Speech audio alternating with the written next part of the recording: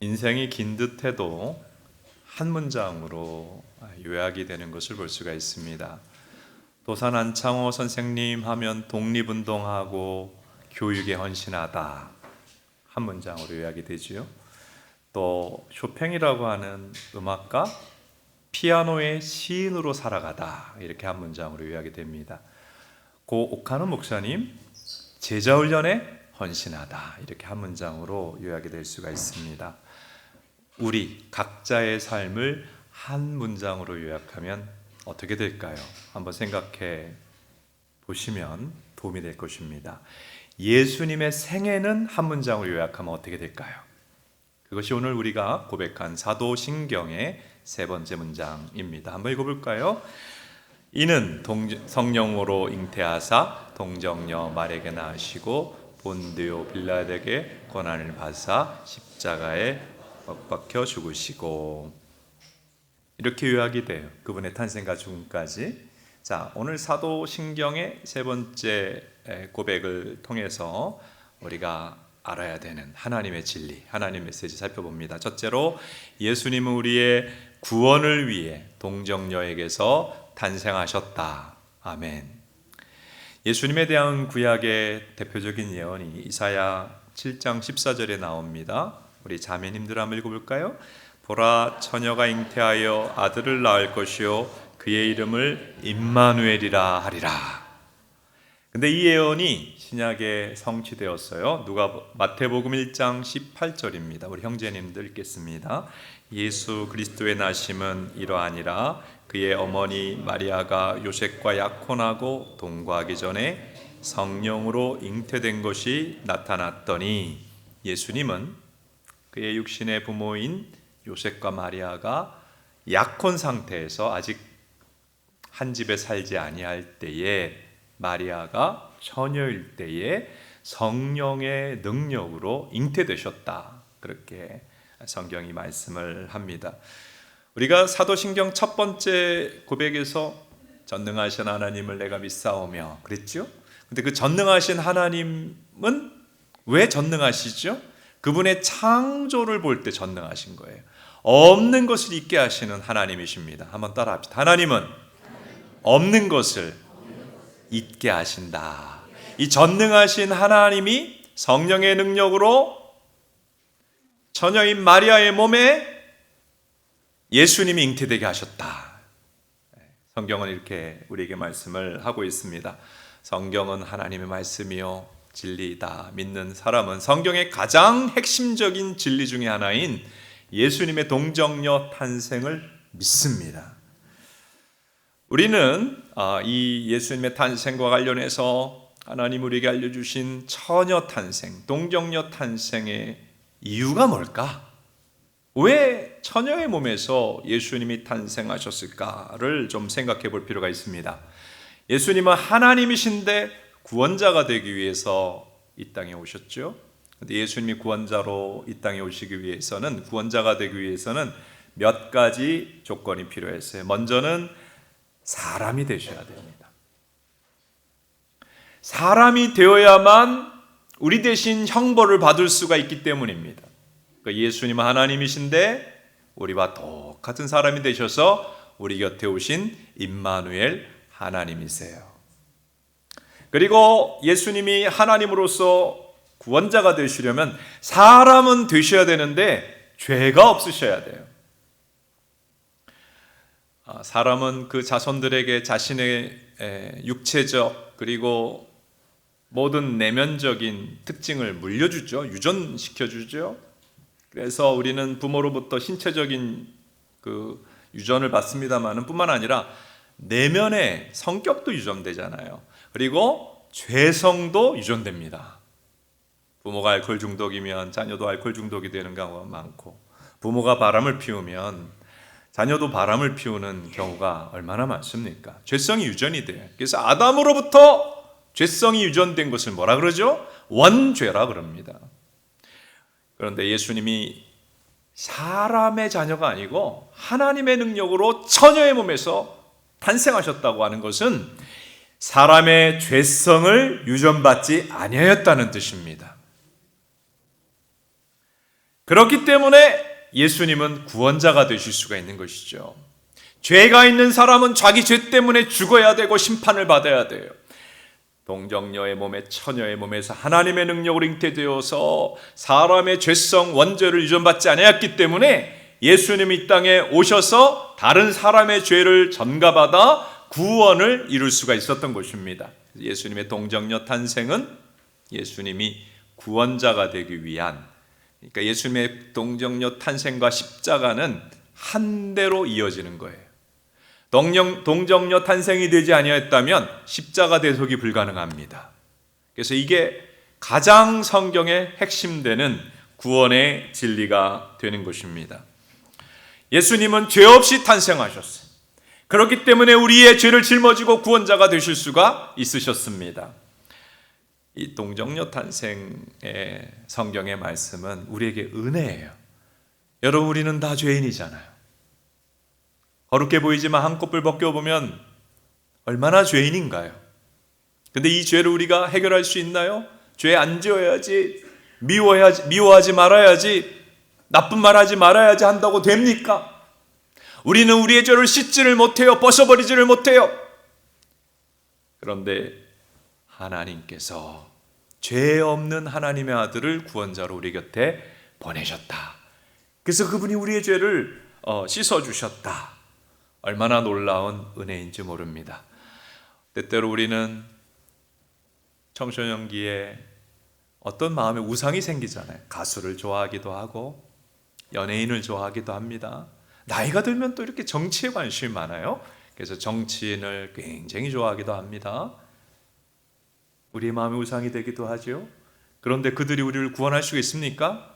구원하지 못해요. 왜냐하면 그들은 다 죄인이기 때문입니다. 죄 없는 분만 우리를 구원할 수 있습니다. 죄 없는 구원자가 누굽니까? 예수님이세요. 자, 오늘 사도신경의 두 번째 진리는 예수님은 우리를 위해 고난을 받으셨다 하는 거예요. 한번 따라 합시다. 예수님은 나를 위해 고난을 받으셨다. 근데 사도신경의 세 번째 문장을 보면 본디오 빌라도에게 고난을 받으셨다 이렇게 되어 있습니다. 교회를 다녀도 성령의 은혜가 임하기 전까지 성경이 다 믿어지지 않잖아요. 성경은 약간 소설로, 픽션으로 생각하는 경우가 발생을 합니다. 그래서 성경의 지명이다, 인명이다, 이거 다 사실은 아니겠지 하는 그런 생각에 머물러 있을 때가 있습니다. 그래서 본디오 빌라도 존재했을까 하는 그런 의문을 가진 분도 있을지 모릅니다. 오늘 궁금증을 좀 해결해 드릴게요. 실존 인물입니다. 로마의 역사가 중에 유명한 타키투스라고 하는 사람이 연대기라는 책을 썼어요. 이 책에 보면 명확하게 예수라는 인물이 티베리우스 황제 치하 시절에 폰티우스 필라투스라고 하는, 우리 이제 한글 번역으로 본디오 빌라도 유대 총독에게 처형당했다 기록이 되어 있습니다. 역사적 사실이라는 뜻이죠. 그리고 고고학자 안토니오 프로바라고 하는 고고학자가 이제 이스라엘 가이사랴라고 지금도 있습니다. 가이사랴라고 하는 곳을 발굴을 하다가 비석을 하나 발견했는데 글씨를 보고 깜짝 놀라게 됐어요. 저게 이제 헬라어를 모르시는 분은 그렇습니다만은 본디오, 저게 확대된 거예요. 본디오 빌라도 유대인의 총독 이렇게 되어 있습니다. 그러니까 본디오 빌라도 그리고 예수 그리스도 수많은 역사적 자료들이 있는 실존했던 인물인데요. 본디오 빌라도에게 고난을 받아 죽으셨다. 이게 무슨 뜻인가? 예수님은 원래 예수님을 미워하던 유대인들에게 체포되어 유대 나라 법정에서 사형 언도를 받았어요. 그런데 그때 당시 유대 나라는 독립국가가 아니고 로마 식민 지배를 받고 있었죠. 사형을 처형할 권한이 없었어요. 권한은 로마 제국에 있는 거예요. 그래서 다시 로마 법정으로 갔어요. 가장 상급 법정인 유대 나라 총독인 본디오 빌라도의 법정에 갔습니다. 이제 신문을 합니다. 본디오 빌라도는 예수님이 죄가 있다고 느꼈을까요? 죄가 없다고 느꼈을까요? 죄가 없다고 알았어요. 그러면 무죄 방면을 해야 되는데 정독이 이 본디오 빌라도가 굉장히 정치적인 인물입니다. 유대인들이 이 사람이 다 죽기를 원하는데 내가 무죄 방면을 하게 되면 나의 정치 통치에 해가 입겠다라고 판단을 한 거예요. 법대로 판결을 해야 되는데 정치적인 판결을 했어요. 그래서 유대인들을 만족시켜주고자 죄 없는 줄 알았는데 사형에 처했어요. 어떤 사람은 성경 읽다가 아니 유대인들이 십자가에 못 박으라고 했는데 본디오 빌라도는 예수님 죄 없다는 걸 알기도 했는데 왜 사도신경에 본디오 빌라도에게 권한을 받사 그렇게 되어 있을까? 이런 거죠. 유대인들이 죽이고 싶어 했어요. 총을 마련했어요. 근데 이 방아쇠를 당긴, 즉 사형을 최종 언도하고 사형을 집행한 사람이 누굽니까? 본디오 빌라도예요. 그래서 본디오 빌라도가 책임이 있는 것입니다. 그래서 본디오 빌라도에게 권한을 받으사 이렇게 사도신경에 나와 있는 것이지요. 그런데 예수님이 고난을 받으신 것은 십자가 처형을 당했다는 것만 아니고요. 예수님의 탄생부터 마지막 시간까지 생애 전체가 고난이었어요.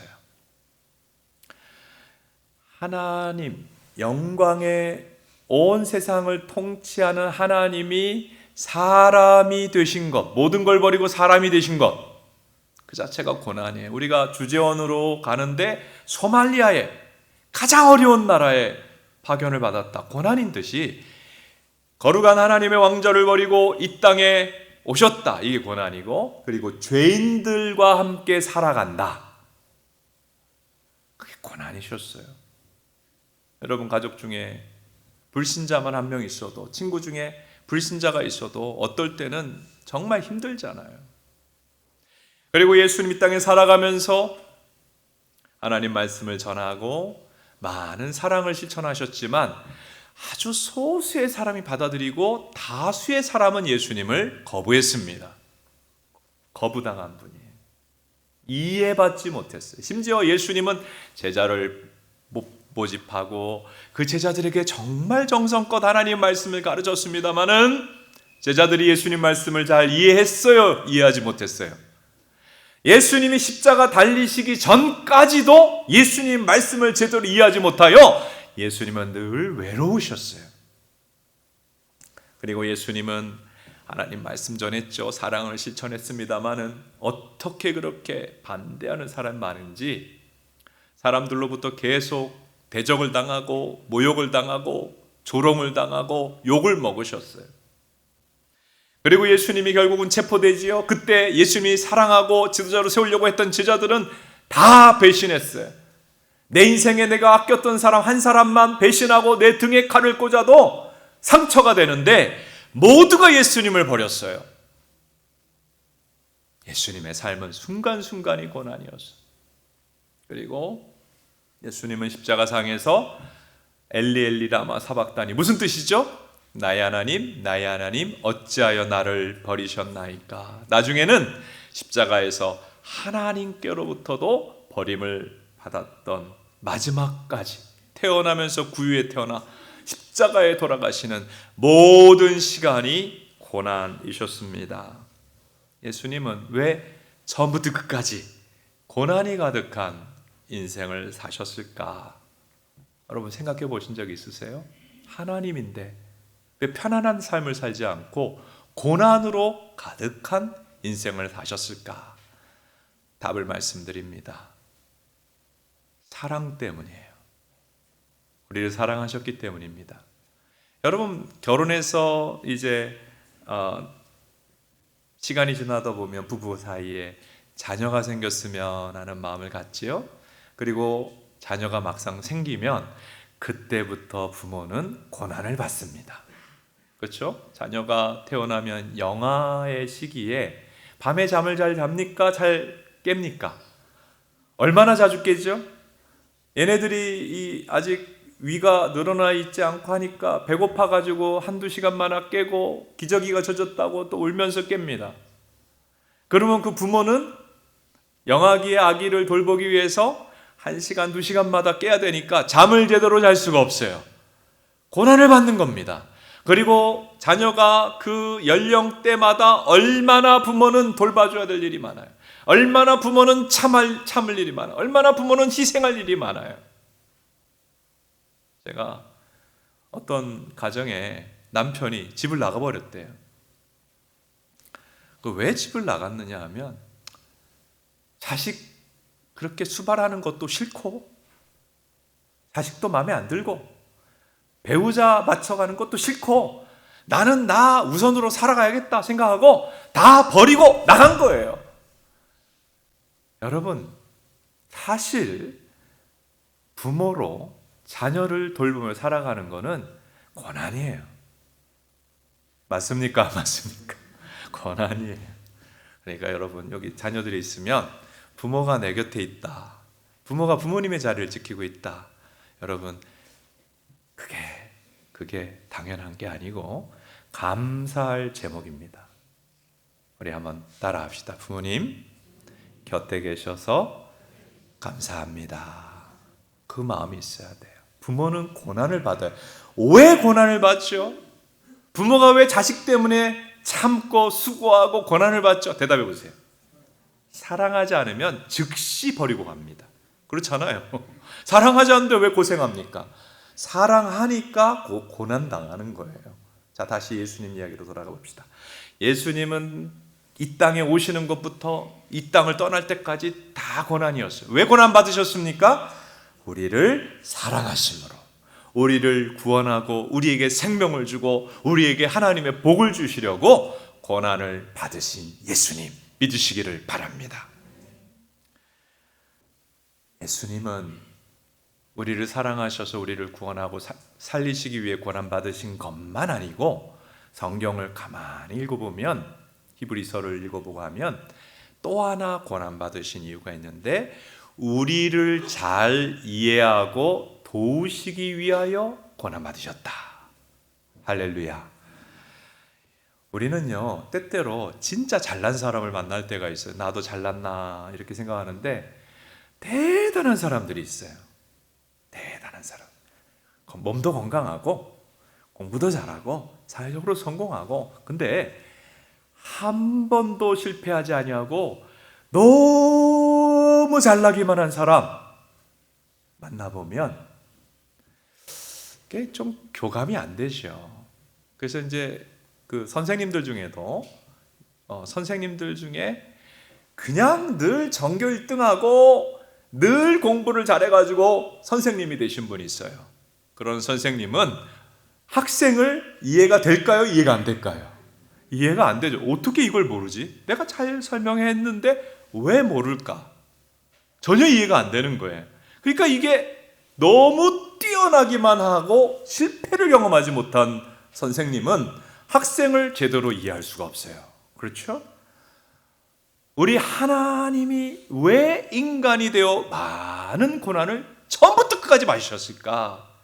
우리 인간은 이 땅을 살아가는 동안 많은 실패, 좌절, 넘어짐, 그리고 바닥을 떨어지기도 하고 고난을 겪잖아요.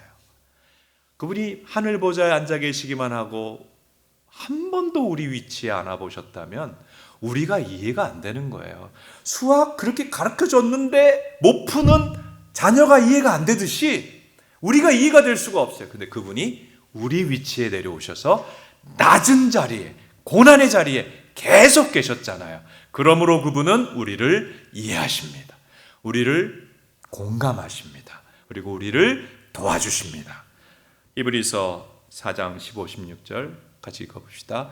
우리에게 있는 대제사장은 우리의 연약함을 동정하지 못하실 리가 아니요 모든 일에 우리와 똑같이 시험을 받으시니로되 죄는 없으시니라. 그러므로 우리는 때를 따라 돕는 은혜를 얻기 위하여 은혜의 보좌 앞에 담대히 나아갈 것이니라. 그러니까 너무 이쁘거나 너무 똑똑하거나 완벽한 사람은 가면 힘들어요. 그래서 결혼을 할 때도 배우자가 너무 완벽하면 불편해요. 그렇죠? 그러니까 조금 자기하고 비슷한 면이 있는 사람이 존재하고 결혼을 하려고 하지 않습니까? 예수님은 이 땅에 오셔서 너무나 많은 고난을 당하신 이유가 뭐예요? 우리의 고난을 이해하시고 더 나아가서 함께 마음 아파하시고 더 나아가서 도우시기 위해서. 그래서 우리가 어떤 고난을 당하든지 우리는 가끔 이런 생각에 누구도 내 고난을 이해할 수 없고 누구도 나를 도울 수 없다, 이런 생각에 빠질 때가 있어요. 여러분, 성경은 이렇게 얘기합니다. 고난받으신 주 예수 그리스도를 바라보라. 한번 따라합시다. 고난받으신 주 예수 그리스도를 바라보라. 예수님만은 우리를 이해할 수 있다는 거예요. 그분은 우리를 위하여 고난받으셨잖아요. 어떤 사람이 목뼈가 부러져가지고 전신마비가 돼서 베드에 누워있는데 형벌을 받는 것 같아요. 매 시간. 근데 어느 순간 이분이 크리스찬이에요. 예수님이 생각이 나는 거예요. 예수님이 십자가에 못 박혔을 때 그분은 손 하나 깜짝할 수 없었잖아요. 예수님만은 나를 이해할 수 있구나, 나를 도울 수 있구나, 이걸 깨닫고 은혜 받으면서 마음의 회복이 일어나겠다고 합니다. 여러분, 처절한 고난을 받으신 예수님, 나의 고난을 이해하시고 우리를 도와주십니다. 예수님 이 땅에 오사 고난 받으신 이유, 우리를 구원하시고 우리의 고난을 이해하시고 우리를 도우시기 위해 그분은 고난의 길을 처음부터 끝까지 걸으셨습니다. 세 번째 진리입니다. 한번 읽어볼까요? 예수님은 우리 위해 십자가에서 죽으셨다. 성경이 한 1200장 정도 됩니다. 두꺼운 책이죠. 핵심은 이 정도에 있어요. 아니요, 여기 이제 복음서를 말하는 것입니다. 성경 전체 중에 복음서가 핵심이고요. 결국은 성경은 예수님 이야기입니다. 예수님 이야기가 핵심인데, 예수님 이야기를 성경이 기록할 때 기적 이야기를 자세히 써놓지 않았어요. 그냥 어떤 걸 생략해놨어요. 예수님이 사람들에게 사랑을 베푼 것도 다 기록해놓지 않았어요. 예수님의 가르침도 다 기록하지 않았어요. 근데 성경이 예수님 이야기를 자세히 다루는 것이 뭐냐면 십자가예요. 죽음에 대해서 정말 집중하고 자세히, 영화로 한다면 예수님의 십자가와 죽음을 포커스해서 예수님을 보여주고 있는 거예요. 성경의 핵심은 예수님이고 예수님 이야기의 핵심은 뭘까요? 십자가 죽음이에요. 예수님은 자연사한 것이 아니라 형벌을 받아 죽게 됐어요. 죄의 형벌로 죽었는데 어떤 형벌을 받았습니까? 십자가형을 받았습니다. 이 십자가형은 역사상 가장 잔인한 형벌이에요. 사람을, 죄수를, 사형수를 가장 예우하려면 고통을 많이 느끼지 않게 빨리 숨이 끊어지게 하면 됩니다. 근데 이 십자가형은 아주 오랫동안 고통을 느끼고 고통의 극치를 느끼고 죽게 만드니까 너무너무 잔인한 형벌이라고 할 수 있어요. 그리고 예수님은 십자가 형벌을 이제 달리시기 전에 로마 군인의 그 채찍을 맞았어요. 수십 갈래로 가죽으로 되어 있는데 거기에 쇠조각이 박혀 있어서 등에 맞으면 뼈가 보일 때까지 살이 다 뜯겨져 나가요. 혈관도 뜯겨져 나가고 신경도 뜯겨져 나가는 그 매를 맞고 거의 죽음에 이르러서 이제 십자가를 지고 골고다 언덕에서 십자가형을 당했는데 예수님이 십자가에 못 박혔다고 하지요. 근데 우리는 그 못이 무엇인지 잘 모릅니다. 사진 한번 봅니다. 저거는 못이라고 말하기보다는 우리의 이야기로 하면 정에 가까워요.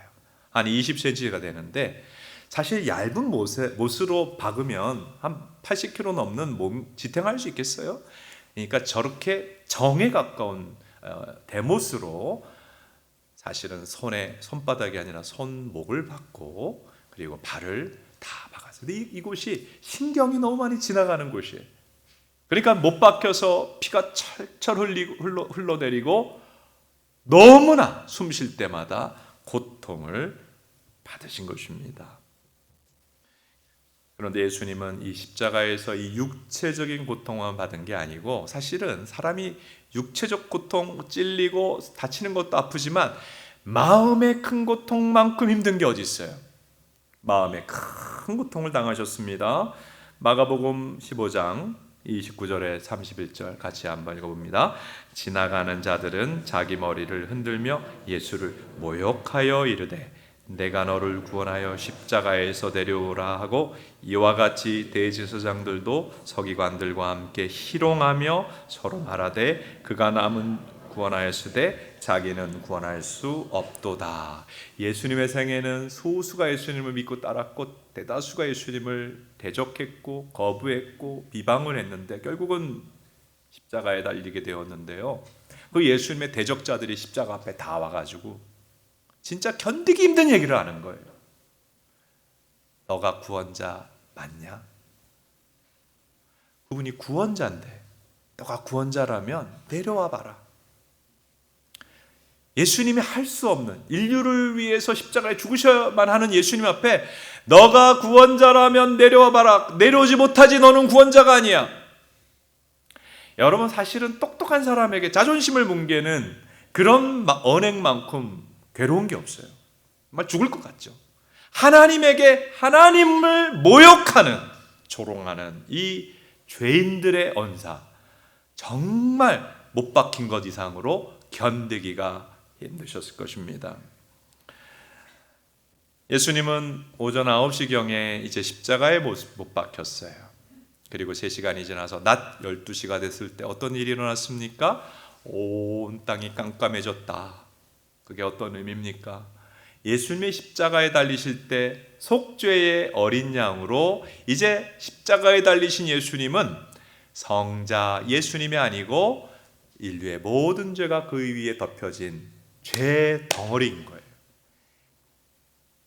하나님이 이제는 예수님을 성자 예수님을 여기지 아니하고 인류의 죄를 뒤집어 쓴 죄인으로 여기시고 하나님의 진노를 퍼붓기 시작한 거예요. 하나님이 죄인들에게 내려야 되는 형벌을 부으신 거예요. 십자가상에서 하나님의 진노와 형벌을 받을 때 온 세상이 깜깜하고 예수님이 그 하나님의 진노와 형벌을 받으며 고통의 몸부림을 치며 나중에 나의 하나님 어찌하여 나를 버리시나이까 하고 돌아가시게 되었습니다. 너무 그 장면이 이제 복음서에 나오는데, 로마 병정은 확실하게 이 죄수를 사형에 쳐야 되잖아요. 죄수가 십자가상에서 죽었는지 안 죽었는지를 확인합니다. 어떻게 확인했을까요? 창으로 옆구리를 찔렀다. 우리는 우리나라의 사극을 보기 때문에 창이 그런 건가 생각을 하는데, 이 로마인의 창을 보겠습니다. 롱기누스의 창이라고도 하는데, 이렇게 긴 날을 가진 창으로 옆에서 찔렀을 때 어디까지 찔렸을까요? 아마 반대편 옆구리까지 창이 관통하였고 심장도 당연히 관통을 하였을 것입니다. 그래서 기록에 보면 어떻게 되죠? 옆구리에 창을 찔렀더니 물과 피가 나오더라. 심장이 파열되어 나오는 현상입니다. 예수님이 죽으신 후에 여러 가지 일들이 일어났는데 가장 중요한 것은 히브리서는 이렇게 얘기하죠. 지성소와 성소, 즉 하나님 앞에 나가는 것을 가로막고 있던 휘장이 위로부터 찢어져서 죄인이 하나님 앞에 그동안 못 나갔는데 하나님 앞에 직접 나갈 수 있는 길이 열리게 되었다. 여러분, 예수님이 하나님이에요.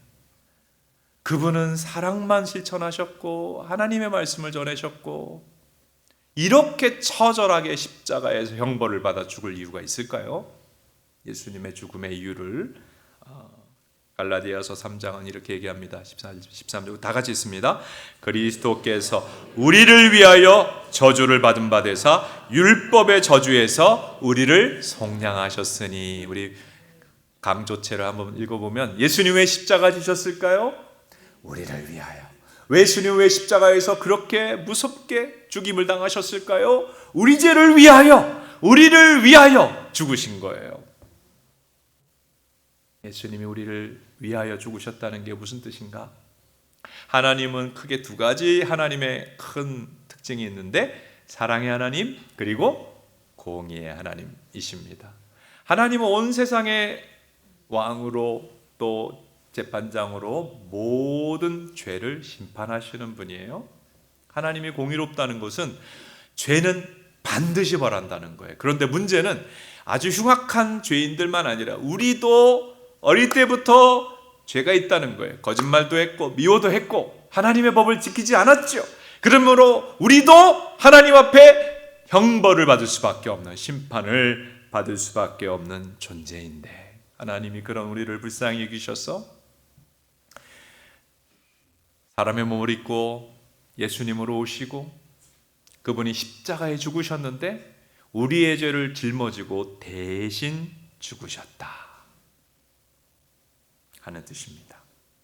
여러분, 예수님으로 하나님이 오셔서 우리 죄를 짊어지고 대신 죽으신 구원자 예수님을 믿으시기를 바랍니다.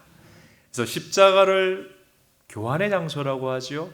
예수님이 형벌받고 우리는 죄사함을 얻었습니다. 예수님이 죽으시고 우리는 생명을 받았습니다. 예수님이 아프시고 우리는 치유를 받았습니다. 성경의 핵심 구절 중에 하나가 이사야 53장 5절 6절입니다. 한번 읽어볼까요? 그가 찔림은 우리의 허물 때문이요 그가 상함은 우리의 죄악 때문이라. 그가 징계를 받음으로 우리는 평화를 누리고 그가 채찍에 맞음으로 우리는 나음을 받았도다. 여러분, 인류 역사의 가장 중요한 사건이 뭐냐? 예수님이 십자가에 죽으신 것입니다. 미국 갈보리 교회라는 곳에 어떤 부부가 이제 등록을 했어요. 레이프라는 남자와 낸시라고 하는 여자가 등록을 했는데 이분들이 교회를 나오면서 성경을 배우고 믿음을 갖게 되었어요. 그리고 믿음도 잘 성장해가지고 교회도 아름답게 봉사하는 귀한 믿음의 가정이 되었습니다. 그런데 어느 날 남편이 백혈병 진단을 받게 되었어요. 그리고 입원을 했는데 아주 많이 아픈 거예요. 교회가 기도하고 목사님이 찾아갔어요. 그랬더니 그 남편이 놀라운 얘기를 합니다. 목사님, 이 병의 결과가 어떻게 되든 저는 승리하는 것입니다. 병이 낫는다면 나는 병에서 승리한 것이고 병 때문에 죽게 된다면 죽으면 나는 천국에 들어가 예수님과 함께 있을 것이기 때문에 죽음으로부터 승리하는 것입니다. 할렐루야! 놀라운 고백을 했어요. 그리고 이제 치료받고 퇴원을 했습니다. 그런데 시간이 흘러서 다시 입원을 하게 되었습니다. 백혈병이 재발을 했다는 거예요. 다시 입원했는데 이번엔 들어가서 폐렴에 걸리더라고요. 그리고 중환자실에 들어가게 되었어요. 인공호흡기를 끼게 되었습니다. 병세가 급속도로 나빠져 갑니다. 목사님이 신방을 했는데 너무 위중해요. 고린도전서 15장 부활에 대한 말씀을 읽는 중에 그 남편이 세상을 떠나게 되었습니다. 믿음으로 떠났어요. 여러분, 예수님이 이 땅에 탄생하셨다 돌아가신 것처럼 우리는 이 땅에 태어났습니까? 죽음을 향해 누구도 예외 없이 가고 있고 누구나 죽음을 맞이합니다. 중요한, 인생의 가장 탄생도 중요하지만 죽음도 굉장히 중요한 사건인데 죽음이라고 하는 사건 누구도 피하지 못하잖아요. 그때에 누가 우리 곁에 있어야 될까요? 여러분, 그토록 좋아했던 친구가 우리 곁에 있으면 됩니까? 위로가 될까요? 아니죠. 친구 그때 만나지 않습니다. 내가 정말 아플 때, 내가 정말 위중할 때, 그러면 내가 좋아했던 연예인이나 가수나 오면 나를 구원할 수 있나요? 내가 좋아했던 정치가가 나를 구원할 수 있나요? 아니죠. 내 배우자나 내 자녀가 그 시간이 있다고 내가 위로가 되고 나를 구원해 줄 수 있습니까? 아니죠. 그들도 슬퍼할 뿐이죠. 정말 인생의 위중한 때에 우리를 구원할 사람 누굽니까? 성경은 우리의 구원자를 이야기합니다. 누구라고 하죠? 예수 그리스도. 한번 따라 합시다. 예수 그리스도. 예수 그리스도가 우리의 구원자이시다. 그분은 구원자로 이 땅에 오셔서 동정녀 마리아에게 낳으시고 십자가에 못 박혀 죽으셨는데 우리를 죄에서 구원할 수 있는 구원자가 되기 위해 동정녀 탄생하신 것이고 우리 죄를 다 짊어지고 속죄하기 위해 십자가에 죽으신 이 예수님을 여러분 마음의 구주로 오늘 모시는 시간이 되시기를 축복합니다. 그리고 이미 모셨습니까? 이 예수님과 동행하시기를 축복합니다. 이 예수님의 십자가 사랑을 다시 한번 깊이 경험하게 되시기를 축복합니다. 예수님과 동행하고 예수님의 십자가 사랑을 더 깊이 깨달을 때는 우리 인생은 다 광야 같아요. 이 광야 같은 인생을 승리할 수 있을 것입니다. 이와 같은 은혜가 우리 모두에게 임하게 되기를 주님의 이름으로 축복합니다.